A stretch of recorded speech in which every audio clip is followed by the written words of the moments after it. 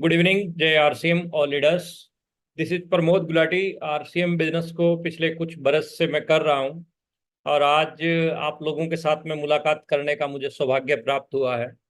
थोड़ा सा alert mode में बैठेंगे और चेहरा अपना लाइट की तरफ करेंगे, पॉसिबल हो सके तो वीडियो अपनी ऑन रखेंगे। बड़ा मजेदार ये सेशन रहने वाला है। अगर आपका इक्का दुक्का कोई साथी छूट गया है तो उसको तुरंत प्रभाव से फोन कॉल करके जो है इनवाइट कर लीजिए। मुझे पता है कि इस समय जो है पूरे हिंदुस्तान में जबरदस्त तरीके से लोग जो है भाग रहे हैं, इधर उधर पिकअप सेंटरों पे है, कोई रास्ते में है, कोई कहीं है, कोई कहीं है। लेकिन फिर भी बहुत बड़ा नेटवर्क है। और ये जो दिन है, आज का दिन, जैसे सुनीता जी बता रहे थे कि टोटल 27-28 घंटे अपने पास में बाकी हैं। कैसे इसका यूज होगा, उसके अलावा मैं कौन हूँ, कैसे मैं इस बिजनेस के अंदर आया, कौन लोग इस बिजनेस से आउट हो जाते हैं, क्या काम करने से आप आगे जाएंगे, क्या ना करने से आप आउट हो जाएंगे, इन सभी चीजों के ऊपर हम डिस्कस करेंगे। उसके तो मेरा पूरा नाम प्रमोद गुलाटी है। मैं हरियाणा का रहने वाला हूँ। हरियाणा में मैं पैदा हुआ, बड़ा हुआ, एजुकेशन मेरी हरियाणा में हुई। और पढ़ाई के साथ साथ मैं जॉब करने लग गया था। आज से कुछ बरस पहले की ये बात है। साथ में मेरे कंप्यूटर्स के बिजनेस थे, कंप्यूटर सेल परचेज का काम था मेरा, कंप्यूटर्स की मैं कोचिंग देता था। ये मेरा बैकग्राउंड रहा है। सपने मेरे बहुत बड़े बड़े थे कि मैं हवाई जहाज में उड़ूं, मोटा बैंक बैलेंस हो, लंबी गाड़ियां हों, बड़ा बंगला हो। ये हर व्यक्ति चाहता है। ख्वाहिश मेरी थी कि दूर दूर तक लोग मेरे को जाने, पहचान हो मेरी। ये मेरे सपने थे। हर व्यक्ति के ऐसे कोई ना कोई सपने होते हैं, लेकिन सपनों को पूरा करने के लिए कोई अपॉर्चुनिटी, कोई जरिया हमारे पास था नहीं। जिंदगी चल रही थी, कट रही थी, जैसे आम नौकरी पेशा व्यक्तियों की चलती है। हैंड टू माउथ था। और कोई लंबी चौड़ी फाइनेंशियल बैकग्राउंड नहीं थी। परिवार की भी सिचुएशन कोई ऐसी नहीं थी कि बहुत रईस जादे के घर पे पैदा हुआ, लेकिन ठीक ठाक था।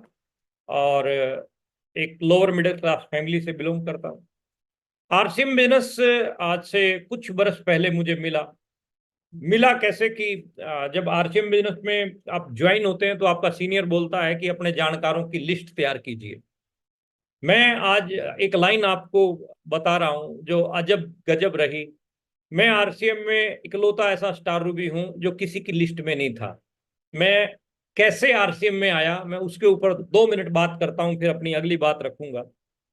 मैं जिस इंस्टीट्यूट के अंदर कंप्यूटर की कोचिंग देता था, वहां के प्रिंसिपल साहब को आरसीएम बिजनेस के बारे में बताने के लिए इस इंडस्ट्री के एक बहुत बेहतरीन और डायनेमिक पर्सनैलिटी, जिसका नाम आज हिंदुस्तान का बच्चा बच्चा जानता है, the great dynamic hero mister Rakesh Sharma Gautam, मेरे प्रिंसिपल को आरसीएम बिजनेस के बारे में बताने के लिए आए। प्रिंसिपल को आरसीएम समझाया जा रहा था। मैं साइड में कंप्यूटर पे बैठ के कुछ काम कर रहा था। 10-15 मिनट राकेश सर ने बातचीत की, लेकिन बातचीत के दौरान ही मेरे प्रिंसिपल का कोई फोन आ गया, अर्जेंट कॉल था। प्रिंसिपल हमारे बोले कि हम ये नहीं कर पाएंगे और मेरे को अभी जाना पड़ेगा, अर्जेंट कॉल है, और आप चाय जरूर पी के जाना। ऐसा कह के प्रिंसिपल हमारा चला गया। और राकेश सर, क्योंकि मेरे कोई जानकार नहीं थे, प्रिंसिपल के जानकार थे, जब प्रिंसिपल चला गया तो वो भी जाने लगे। जैसे ही वो ऑफिस से बाहर निकलने लगे, पता नहीं मेरे अंदर क्या हलचल हुई, आई डोंट नो। मैंने पीछे से आवाज लगाई सर को, मैंने कहा सर 1 मिनट रुकना। तो राकेश सर रुके। मैंने राकेश सर से पूछा कि सर, जो अभी आप जिस काम के बारे में आप मेरे प्रिंसिपल को समझा रहे थे, क्या वो वाला काम मैं भी कर सकता हूँ? तो ही इज वेरी एक्साइटेड, बोले यस व्हाई नॉट, तो कोई भी कर सकता है, चलिए अंदर बैठते हैं, अभी समझाते हैं। मैंने कहा सर अंदर तो अभी नहीं बैठ सकते, क्योंकि ये सीसीटीवी कैमरे लगे हुए हैं और मैं जॉब करता हूँ यहाँ पे। शाम को मुलाकात करते हैं। शाम को हमने मुलाकात की। अच्छा लगा मुझे कंसेप्ट। मैंने तुरंत प्रभाव से इसको ज्वाइन किया, साइन किया, काम करना शुरू किया। जब आप लगातार काम करते जाते हैं ना, अभी सुनीता जी कह रही थी कि जो ना सुनने के लिए घर से निकलते थे, ना सुनने के लिए निकलेंगे ना तो हाँ मिलेगी तो आप एक्साइटेड हो जाएंगे, और हाँ सुनने के लिए निकलेंगे और ना मिलेगी तो आप डिमोरलाइज हो जाएंगे। तो ये हमारी जर्नी रही। शुरुआत में जिस प्रिंसिपल को समझाने के लिए गए थे राकेश सर को मना कर दिया था प्रिंसिपल ने। कुछ तो आपके संग संग चले आएंगे, कुछ देखकर आपका रंग और ढंग चले आएंगे, बाकी जो बचेंगे होके तंग चले आएंगे। 3-4 दिन बाद वो प्रिंसिपल आके हमारी डाउनलाइन में ज्वाइन हुआ। धीरे धीरे धीरे धीरे ये कारवां बढ़ता गया, ये नेटवर्क बढ़ता गया। और शुरुआत हर व्यक्ति की इस इंडस्ट्री में छोटे से अमाउंट से होती है। 516 रुपये का मेरा छोटा सा पहला चेक आया। हाईएस्ट अमाउंट एक महीने का 6,97,000 मेरा आरसीएम बिजनेस से रहा। आरसीएम बिजनेस का सफर, जर्नी बहुत बेहतरीन रही। एक छोटी सी शुरुआत थी। Like spring, the beginnings of all thing is very small. एक झरने की तरह हर बड़ी चीज की शुरुआत छोटे से होती है। हमारी भी शुरुआत छोटे से हुई थी। एक बड़ा कारवां आज बन गया, आज एक बड़ा नेटवर्क बन गया, आज कोर कमेटी के सदस्य बन गए। वो सब कुछ आज मिल रहा है जिसकी एक एक व्यक्ति ख्वाहिश रखता है, सपना लेता है। गाड़ियां हैं, बंगले हैं, जमीन जायदाद प्रॉपर्टियां सब है। जिस मकान में अभी मैं बैठा हूं इसकी वैल्यू 3.5 करोड़ के आसपास की है। मैं कहना क्या चाहता हूं, आपको समझाना क्या चाहता हूं, ये बात कोई अहमियत नहीं रखती कि आपको विरासत ने क्या दिया है। अहमियत ये बात रखती है कि आप विरासत के लिए क्या छोड़ कर जा रहे हैं। तो कोई इंपॉर्टेंट नहीं है कि आज आप कहाँ हैं। जब टिकट लेने के लिए जाते हैं ना, ट्रेन के लिए, ट्रेन की टिकट काउंटर पर विंडो में आप जब खड़े होते हैं और आपके आगे 30 लोग खड़े होते हैं, आप लास्ट में होते हैं, थोड़ा सा मनोबल डाउन होता है कि मैं लास्ट में हूं, है ना। 10 मिनट बाद पिक्चर कुछ और होती है। आप पहले नंबर पे होते हैं, 30 आपके पीछे होते हैं। तो डोंट वेरी, टेंशन मत लीजिए कि मैं अभी आया हूं, मेरे को 2 महीने हुए, मेरे को 6 महीने हुए, मेरे को साल 2 साल हुआ है। टेंशन मत लीजिए, आप लगे रहिए, कंटिन्यू एफर्ट्स कीजिए। एक दिन विशाल नेटवर्क आपके साथ भी होगा। एक विशाल नेटवर्क के आप भी हेड होंगे। एक विशाल नेटवर्क आपके लिए भी हिंदुस्तान में काम कर रहा होगा। लेकिन होते हैं जिनके हौसले, मिलते हैं उनको रास्ते। ये दुनिया नहीं है दोस्तों बुज़दिलों के वास्ते। यहाँ केवल मजबूत लोग टिकते हैं, और जो मजबूत है ना, वही इतिहास रचते हैं। यदि आप मजबूत हैं, आप कुछ इतिहास रचना चाहते हैं, तो आप बिल्कुल सही जगह पे आए हैं। आरसीएम बिजनेस बहुत बेहतरीन इंडस्ट्री है। नेटवर्क मार्केटिंग तो दुनिया में खूब है, हिंदुस्तान के अंदर भी खूब है। लेकिन एक ऐसा सिस्टम जिसका चरित्र बिल्कुल बेदाग है, जो एक ऐसी कंपनी, जो एक ऐसा अभियान जो आज हिंदुस्तान के घर घर में पहुंचने की पूरी तैयारी बना चुका है। यू आर वेरी लकी कि आप बिल्कुल सही हाथों के अंदर आए हैं। कोई चोरी उचक्की वाली कंपनियों में फंस जाते, कोई लूटपाट वाले सिस्टम में फंस जाते, खुद की बदनामी होती, रिश्तेदारियों में बदनामी होती, समाज में बदनामी होती। परमात्मा का शुक्र अदा करें कि आप बिल्कुल सही हाथों के अंदर आए हैं। मैं प्रभु का शुक्र अदा करता हूं कि मेरे को बिल्कुल सही जगह पे परमात्मा ने भेजा है। आप भी शुक्र अदा करें कि आप जहां भी आए हैं बिल्कुल सही जगह पे आए हैं। अब बात आती है इस कंसेप्ट में आगे बढ़ने की। इस कंसेप्ट में आगे कैसे बढ़ेंगे, क्या क्या काम हमें करने पड़ेंगे, क्या रणनीतियां होंगी, किन चीजों का अपने को विशेष ध्यान रखना पड़ेगा, उन सभी चीजों के ऊपर डिस्कस करते हैं, आगे बढ़ते हैं। क्यों करें, सबसे पहले तो मैं 2 मिनट की ये स्लाइड है, इससे जो है क्लियर करना चाहता हूं आपको। हो सकता है कि ये स्लाइड आपने पहले भी देखी हो, लेकिन स्लाइड को समझना बहुत ज्यादा जरूरी है। प्रेजेंटेशन क्या बोल रही है कि इस दुनिया के 90% लोग, मोर देन 90%, यानी 90% से अधिक ही होंगे, उनका जो काम करने का तरीका है, चाहे नौकरी हो, चाहे खेती हो, चाहे व्यापार हो, चाहे दुकानदारी हो, चाहे अपने खुद के धंधे हो, कुछ भी है, 90% लोगों की जो जिंदगी है, जो रोजमर्रा की लाइफ है, वो इस तरीके से चल रही है। यानी दर गुना समय गुना दर गुना समय इजिकल टू आमदनी। यानी 50 रुपए घंटा कोई कमा रहा है, कोई 100 रुपए घंटा कमा रहा है, कोई 200 रुपए घंटा कमा रहा है, कोई 400 रुपए घंटा कमा रहा है। अलग अलग घंटों की कैलकुलेशन हो सकती है, लेकिन हालात सभी के ये हैं कि वो एक्टिव इनकम के अंदर है। जब तक काम कर रहे हैं तब तक पैसा बना रहे हैं, काम बंद तो पैसा बंद। आपके शहर का बढ़िया से बढ़िया डॉक्टर आज 2 लाख 5 लाख रुपए कमा रहा होगा, कोई बड़ी बात नहीं है, लेकिन एक्टिव इनकम है।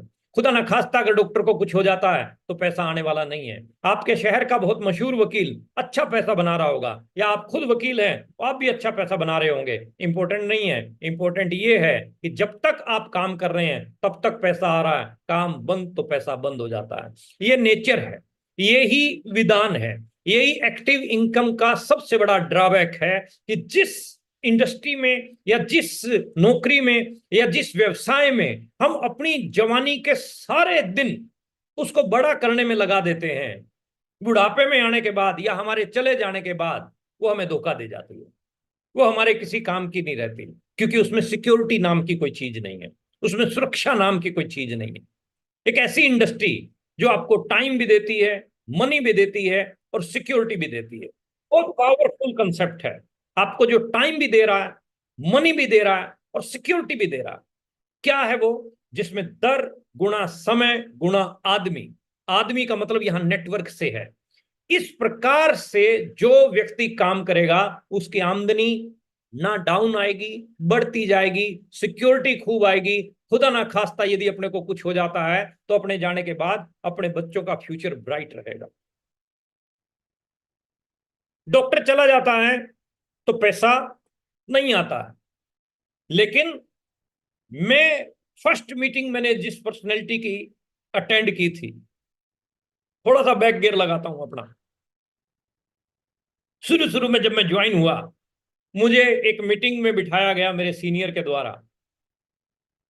सौभाग्यशाली मैं था कि वो पहली मीटिंग मेरे को माननीय ओपी शर्मा जी की अटेंड करने का सौभाग्य प्राप्त हुआ। ओपी शर्मा राजस्थान गवर्नमेंट में ज्वाइंट डायरेक्टर की पोस्ट पे आईएएस ऑफिसर, जिसको लाल बत्ती वाली गाड़ी मिली हुई, बंगला मिला हुआ, ऑलरेडी अच्छी खासी आमदनी जिनकी, उनका प्रोग्राम अटेंड करने का मौका मिला। मीटिंग मीटिंग होगी। मीटिंग में उन्होंने बताया कि ये सारी चीजें मेरे को जो है गवर्नमेंट की तरफ से मिली हुई। बड़ा अचंबा था, बड़ा हैरान था मैं इस पॉइंट को लेके, क्यों कर रहे हैं ये आरसीएम को जब सब कुछ इनके पास में है। जवाब क्या आया कि मैं आरसीएम को अपने लिए नहीं, मैं आरसीएम को अपने बच्चे के लिए कर रहा हूं।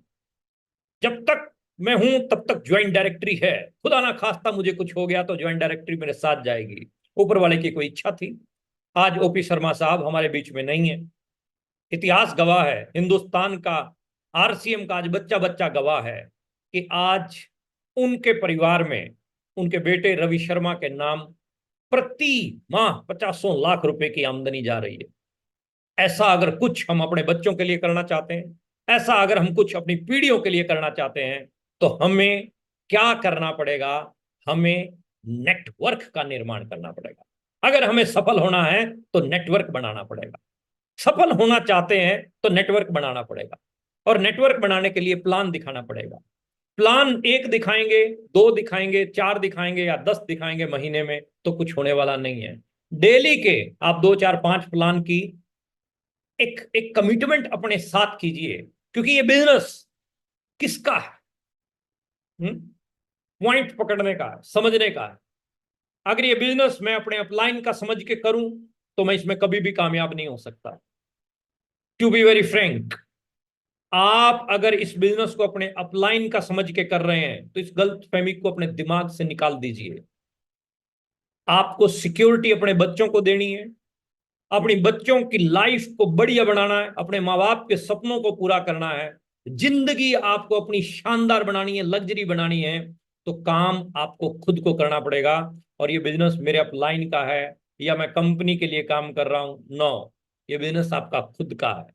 और खुद का बिजनेस तब चलेगा जब आप शिद्दत के साथ काम करेंगे, जुनून के साथ काम करेंगे। गर्मी खून में नहीं होती, गर्मी ऊन में नहीं होती, गर्मी जून में नहीं होती, गर्मी जुनून में होती है। जुनून सवार रख के अगर आप काम करेंगे, डेफिनेटली आप आगे जाएंगे ही जाएंगे। लेकिन बहुत सारे लोग इस इंडस्ट्री के अंदर आते तो हैं, बहुत सारे लोग नेटवर्क भी बनाने लग जाते हैं, लेकिन बहुत सारे लोग नेटवर्क बनाते समय इसको ट्रेडिशनल की तरह से करते हैं, इसको नौकरी की तरह से करते हैं, या इसको अपने और दूसरे कामों की तरह से करते हैं और आउट हो जाते हैं, बाहर निकल जाते हैं, खत्म हो जाते हैं। कौन वो लोग हैं उसके ऊपर भी मैं बात करूंगा। लेकिन सबसे पहले आउट होने वालों की कैटेगरी और बड़ा ना बनने की लाइन में जो लोग निकल जाते हैं, उनमें जो डिफरेंस है वो सिर्फ और सिर्फ माइंड सेट का डिफरेंस है।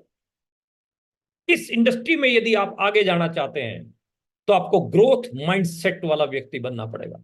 एक फिक्स्ड माइंडसेट नहीं, इतना ही होगा, इससे ज्यादा नहीं हो सकता, ये जो कीड़ा है दिमाग से निकाल के फेंकना पड़ेगा। अगर हमें आगे जाना है तो अपने माइंडसेट को ग्रोथ माइंडसेट के अंदर लाना पड़ेगा। यदि हम ग्रोथ माइंडसेट अपना लेके आएंगे तो हम आगे जाएंगे, डेफिनेटली जाएंगे। स्काई इज द लिमिट, कहीं सकते भी जा सकते हैं, लेकिन माइंडसेट को अपने को ग्रोथ माइंडसेट रखना पड़ेगा। हर समय आपके माइंड में आगे बढ़ने की योजनाएं होनी चाहिए, प्लानिंग होनी चाहिए। एक फिक्स जो सेटिंग बनी हुई है कि बस इतना ही करूंगा, मैं तो एक ही प्लान दूंगा, मैं तो 2 ही प्लान दूंगा, महीने में इतना ही कर पाऊंगा, मैं इससे ज्यादा नहीं हो सकता, आगे नहीं बढ़ पाएंगे। इस इंडस्ट्री में ताज बादशाह वही बनेगा जो ग्रोथ माइंडसेट के साथ काम करता है। बहुत बेहतरीन इंडस्ट्री के अंदर आप हैं, सौभाग्यशाली इंसान है कि आप आरसीएम में ज्वाइन हुए हैं। इतनी लग्जरी गाड़ी आपके हाथ में है, उसके बाद आप धक्का लगा रहे हैं इसको। धक्का लगाने में अगर आप काम कर रहे हैं तो आप अपनी एनर्जी को वेस्ट कर रहे हैं। हमारी जगह यहां पीछे नहीं है, हमारी जगह वहां आगे स्टेयरिंग पे बैठने के लिए है। ड्राइवर सीट के ऊपर बैठे और 70 80 90 100 की स्पीड पर गाड़ी को दौड़ाएं, समय को बचाएं। यहां बात करने के पीछे लॉजिक क्या है? यहां केवल एक ही मैसेज है कि आप यदि महीने में 2 4 5 प्लान करेंगे तो आप धक्का लगाने वाला ही काम कर रहे हैं। महीने में एक आध मीटिंग करेंगे तो धक्का लगाने वाला ही काम कर रहे हैं। आपको घर से बाहर निकालना पड़ता है सीनियर को फोन कर करके, तो आप धक्का लगाने वाला काम कर रहे हैं। आप यदि कोई कैसेट सुनने का नाम नहीं लेते, कोई जूम मीटिंगों में लंबा चौड़ा आप नहीं अटेंड कर पा रही आपकी वो टीमें, वो लीडर, तो वो धक्का लगाने वाला काम कर रहे हैं। आप यदि रेगुलर वर्किंग करेंगे और जो बातें मैंने बताई हैं इनका अपोजिट करेंगे तो आप आगे वाली सीट पे जाएंगे, 100% जाएंगे। दुनिया की कोई ताकत रोक नहीं सकती है।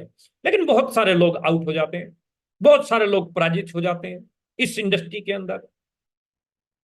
मेरा सवाल तो आप लोगों से यही है कि आप विजयी बनना चाहते हैं कि पराजित बनना चाहते हैं?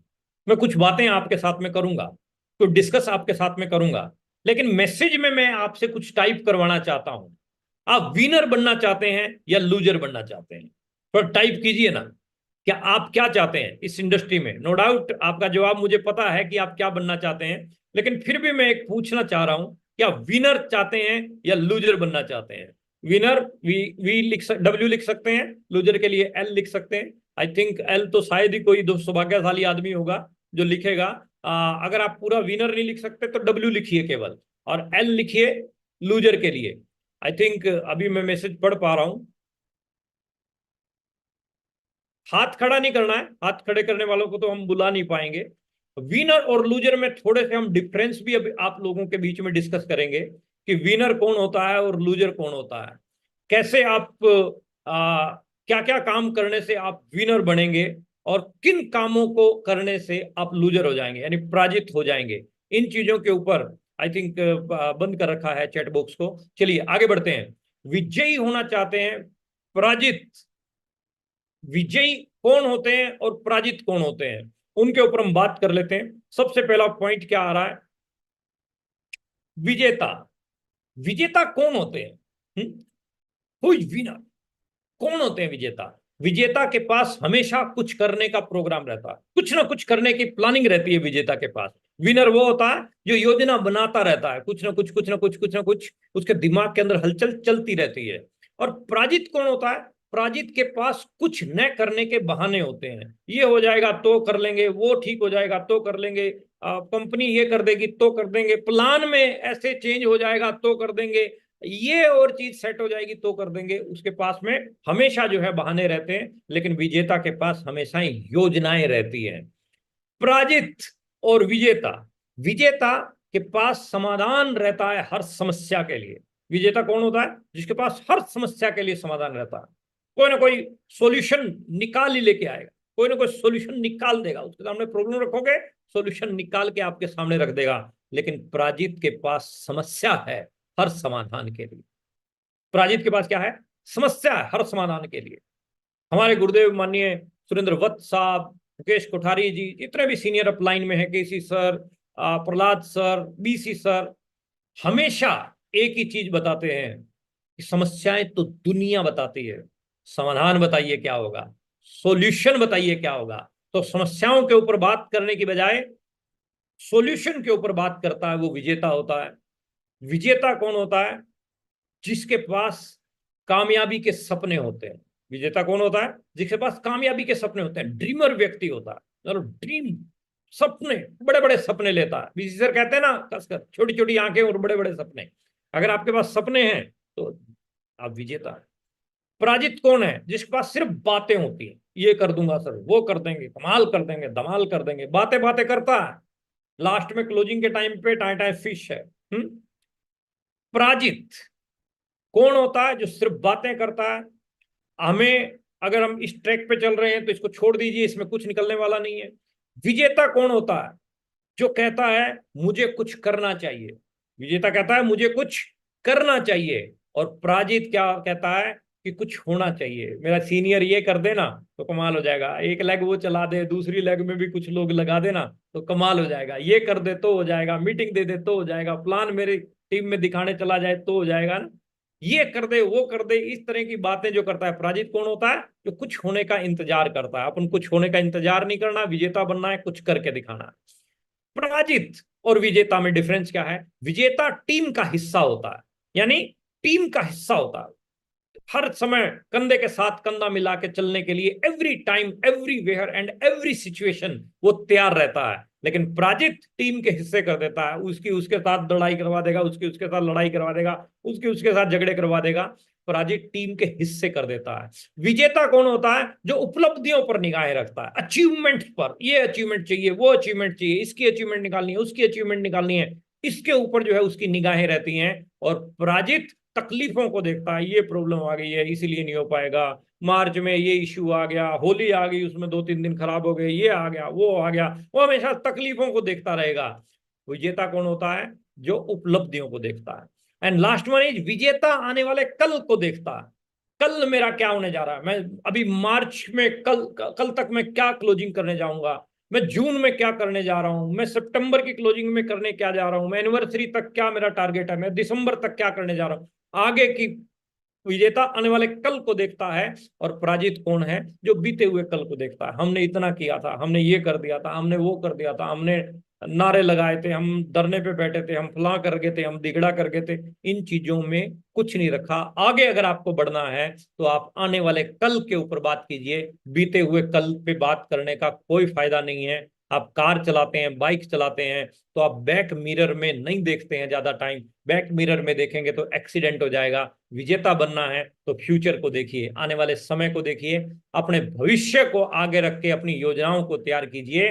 विजेता करके दिखाता है और पराजित कुछ होने का इंतजार करता है। तो हमें विनर बनना है, लूजर बनना ही नहीं है। मैं नहीं समझता कि हमारी इस मीटिंग में हमारी बात को जो भी व्यक्ति सुन रहे हैं वो कोई लूजर की तरफ जाएंगे ना, लूजर की तरफ जाना ही नहीं है, अपने को विनर की तरफ जाना है।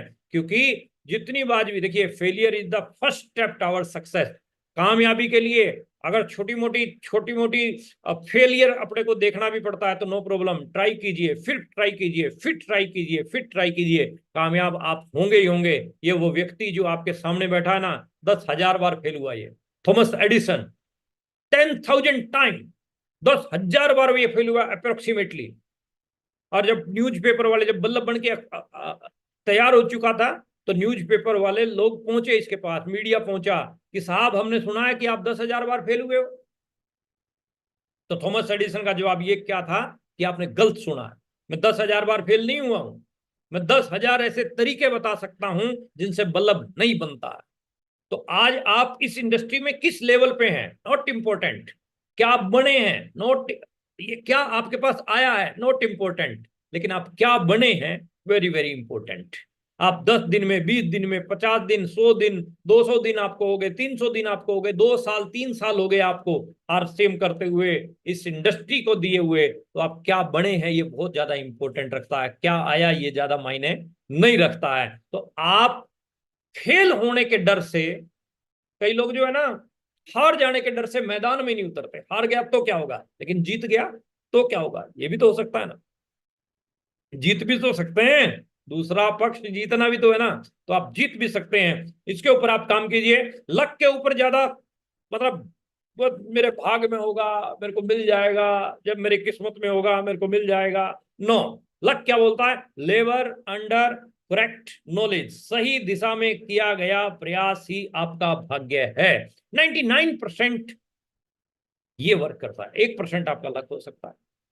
लेबर अंडर करेक्ट नॉलेज, सही दिशा में किया गया प्रयास ही आपका भाग्य है। आप भाग्य बनाना चाहते हैं, आप प्लान दिखाइए, आप मीटिंगें कीजिए, आप अपनी टीम के अंदर लीडर्स का निर्माण कीजिए, ये काम करोगे तो 100% आपकी कामयाबी तय ही तय है। आप लीडर्स को बनाइए, अपनी टीम में जितने ज्यादा लीडर बनाएंगे उतना आगे जाएंगे। फॉलोवर बनाने वाला व्यक्ति कभी आगे नहीं जाता है, टीम में लीडर बनाने वाला व्यक्ति आगे जाता है। तो हमें टीम के अंदर लीडर्स का निर्माण करना है, तो लेबर अंडर करेक्ट नॉलेज, सही दिशा में आप काम करते जाइए।